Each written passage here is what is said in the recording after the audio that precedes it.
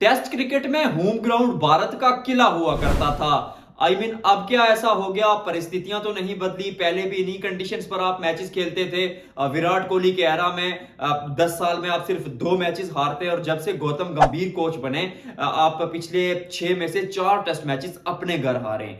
मैं ये नहीं कह रहा कि गोती की वजह से आप हार रहे हैं, लेकिन सच तो ये भी है कि गौतम गंभीर जब से आया आप न्यूजीलैंड से सीरीज हारते हैं, आप इंग्लैंड के खिलाफ अच्छा खेलते हैं लेकिन वहां पर जीत नहीं पाते। फिर वेस्ट इंडीज की टीम ने भी नाक में दम कर दिया था एक समय आपको, जब वो टीम भी आपसे आउट नहीं हो रही थी। अब जीते आसानी से, लेकिन थोड़ी दिक्कतें वहां भी हुई। और साउथ अफ्रीका के खिलाफ आप पहला टेस्ट मुकाबला अपने ही बिछाए हुए जाल में, यानी स्पिन और ड्राइव पिच के फार्मूले में फंस जाते हैं। फिर आप बल्लेबाजी के लिए थोड़ी सी बेहतर पिच बनाते हैं, सामने वाली टीम 490 बना देती है, और वो भी उस वक्त जब 226 पे वो 5 से 6 खिलाड़ी आउट हो चुके थे, लेकिन वहां से भी वो 489 बना जाते हैं। और फिर जवाब में भारतीय टीम की जो आगाज होता है वो अच्छा होता है। 90 के ऊपर जब जायसवाल जाकर आउट होते हैं तो फिर ताश के पत्तों की तरह आपकी ये जो बारी है वो नीचे गिरती है। क्या हुआ भारतीय क्रिकेट के साथ? क्योंकि मैं ये नहीं कह रहा कि भारतीय टीम की जो मतलब कारकर्दगी है या जो भारत के क्रिकेट है उसका ग्राफ नीचे आ रहा है, क्योंकि 2025 की चैंपियंस ट्रॉफी आप जीते, 2025 का एशिया कप आप जीते, उससे कबल T20 वर्ल्ड कप आप जीते, 23 का world cup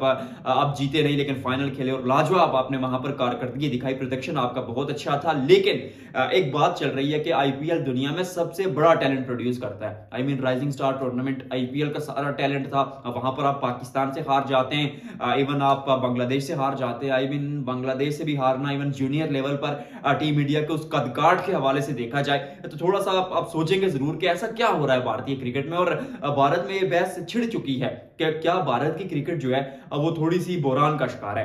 first of all I would like to say कि पैनिक बटन दबाने की जरूरत नहीं है। हो जाता है समटाइम्स, आप अच्छा खेल के आ रहे होते हैं, पिछले एक डेकेड से 10-15 साल से बहुत लाजवाब कारकर्दगी दिखी। मुझे पर्सनली लगता है I am not that sort of person कि कोई चला जाए, बाबर ना हो, रिजवान ना हो, कोहली ना हो, रोहित शर्मा ना हो, कि उनको मिस किया जाए, भाई टीम का क्या करना है।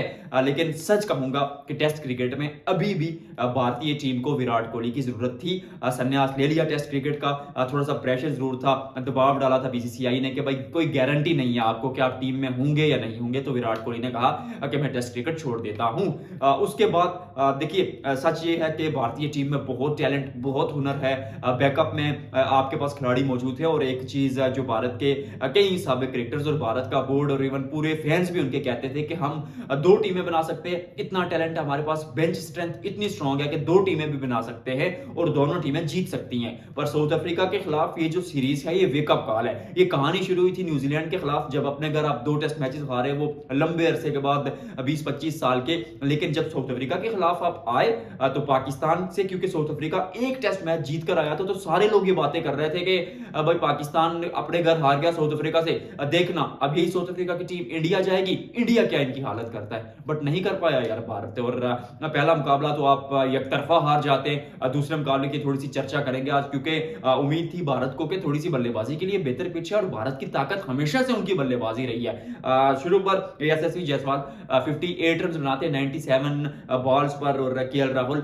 63 बॉल्स पर, 63 गेंदों पर 22 रन बनाते। 90 के आसपास जब आपकी बारी पहुंचती है, केएल राहुल पहले आउट हो जाते हैं, फिर उसके बाद यशस्वी जायसवाल का वो विकेट गिरता है, अच्छी गेंद थी, थोड़ा एक्स्ट्रा बाउंस मिला, टर्न भी हुई गेंद, और जब जायसवाल आउट हो जाते हैं तो फिर उसके बाद यार आपका मिडिल ऑर्डर है ही नहीं। मैं क्यों बात कर रहा हूं विराट कोहली की? क्योंकि सही सुदर्शन सिर्फ 15 रन बना पाए, ध्रुव जुरल बगैर कोई रन बनाया आउट हो गए, रविंद्र जडेजा 6, पंत 7, नीतीश कुमार रेड्डी 10। जो मिडिल ऑर्डर है आपका वो बुरी तरह फ्लॉप हो गया। तो यहां पर आपको याद आती है, वो तुमको एक शख्स याद आएगा, इस तरह का करके कुछ गाना था। यहां पर आप सोचेंगे कि भाई विराट कोहली, वो ड्राई पिचेस पर इंग्लैंड के खिलाफ पूरी टीम 180 बनाती है, उसमें से 100 विराट कोहली का होता है। और जब जब टीम इंडिया फंसती थी, आप 2012 से लेकर या 2014 से लेकर 2019 तक देखें, वो 5 साल कंसिस्टेंसी के साथ एक काम किया। एक फ्लूक लगता है कि 1 साल 2 साल आप करते हैं, वो 5-6 साल रेगुलरली और ओवर द ईयर्स डेकेड पूरा डोमिनेट किया।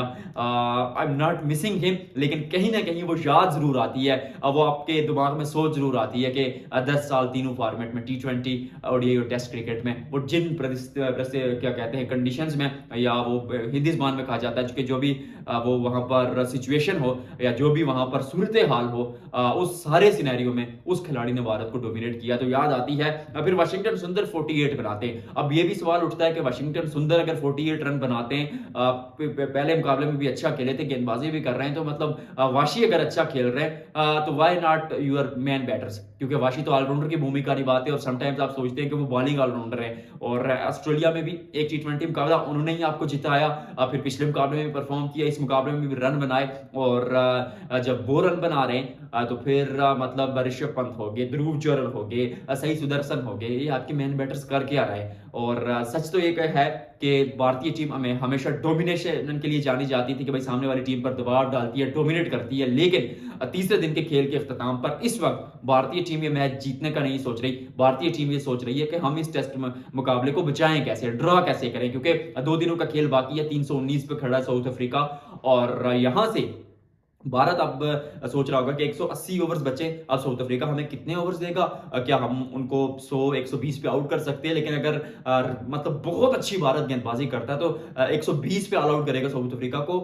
वहां से भी भारत को जीत के लिए 440 रन दरकार होंगे। अब 440 रन अगर सामने बोर्ड पर लग जाते हैं तो फिर वहां से आप सोचेंगे कि 440 चेज करने के लिए जाएं या मैच ड्रॉ करने के लिए जाएं। ड्रॉ करने के लिए जाते हैं तो विकेटें गिर जाएंगी, क्योंकि 5वें दिन गेंद थोड़ा सा जो है वो टर्न करेगा, फिर दिक्कतें होंगी भारतीय टीम के लिए। बल्लेबाजी भी फॉर्म में नहीं है, जायसवाल और केएल राहुल के थोड़े थोड़े रन, फिर उसके अलावा अगर देखा जाए तो बीच में कोई ऐसा खिलाड़ी नहीं है जो स्टेप अप करे और जो पेशेंस दिखाए, जो टेम्परामेंट दिखाए और लंबी इनिंग खेले। कुलदीप ने 150 के आसपास गेंदें खेली है कुल मिलाकर इस सीरीज में, वो बहुत ऊपर उनका नाम, बट कुलदीप से आप ये उम्मीद तो नहीं करते, ये उम्मीद तो आप अपने मैन बल्लेबाजों से करते हैं। दिक्कत है भारतीय टीम के लिए। We shall find out it कि कल किस तरह दिन जाता है। भारत के लिए बेहतर यही है कि साउथ अफ्रीका को जल्दी से जल्द ऑल आउट करे और जीत के लिए जाए, क्योंकि ड्रा करना मुझे नहीं लगता कि 5वें दिन की पिच पर आसान होगा। अमूमन ऐसी सिचुएशन में ये होता है कि आप ड्रा करें मुकाबले को, लेकिन थोड़ा सा एक टेक्टिकल गेम भी होगी, क्योंकि 2 दिनों का खेल बाकी है। 90 ओवर एक दिन में होते हैं टेस्ट क्रिकेट में, तो 90 ओवर्स में से वो आप सोचेंगे कि शायद आज भी, क्योंकि 5 ओवर्स कम हुए, तो सोचेंगे आप कि शायद पूरे 90 ओवर्स का खेल ना हो, 70 ओवर्स का खेल हो, तो फिर वो करके फिर भी वो सारी सिनेरियो मिला के 160 170 ओवर फिर भी आपको खेलना ही पड़ेगा यार। और बारिश का कोई चांस है नहीं गुवाहाटी में।